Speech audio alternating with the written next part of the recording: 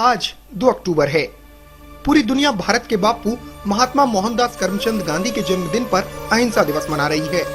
लेकिन एक तरफ दुनिया इस दिन को अहिंसा दिवस के तौर पर मना रही है, लेकिन इसी 2 अक्टूबर से महज 3 दिन पहले यूपी के दादरी के बेसड़ा गांव में एक 52 साल के शख्स अखलाक की भीड़ ने पीट कर हत्या कर दी। दरअसल ये बताया गया या कहीं अफवाह फैलाई गई कि अखलाक के घर गाय का मीट खाया जा रहा है।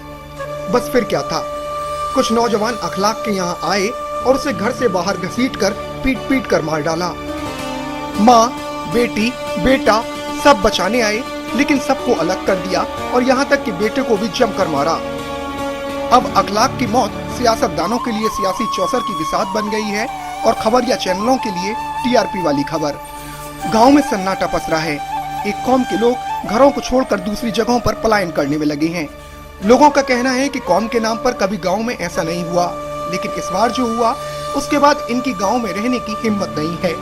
देश को आजादी पाए 67 साल हो चुके हैं और अहिंसा के पुजारी, अहिंसा का मार्ग पूरी दुनिया को बताने वाले महात्मा गांधी को मरे हुए 66 साल। इन सालों में देश में बहुत कुछ बदल गया, विकास भी हुआ और देश आगे भी बढ़ा। लेकिन अफवाह पर ही महज किसी शख्स की निर्मम तरीके से हत्या कर दी जाए, ऐसा शायद पहली बार हुआ या कहीं पहली बार इतना बड़ा बनकर सामने आया। न सिर्फ भारत के लिए बल्कि पूरी दुनिया के लिए। जिस देश ने दुनिया को अहिंसा के रास्ते पर चलने की सीख हमेशा दी, आज उसी देश का यह हाल है। सच में बहुत कुछ बदल चुका है। जरा 15 अगस्त 1947 का वो दिन जहन में लाइए, जब भारत आजादी का जश्न मना रहा था और 14 अगस्त यानी एक दिन पहले से बापू कलकत्ता में थे।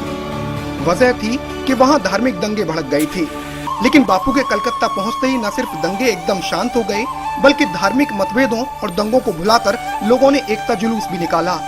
ऐसी थी बापू की शख्सियत और उनका अहिंसा का पढ़ाया हुआ पाठ। लेकिन अब फिर लगता है कि इस बेकाबू और पागल होती भीड़ को फिर कोई ऐसा चाहिए जो ये बता सके कि दिलों को नफरत से नहीं बल्कि प्यार से जीता जाता है। Speed news bureau.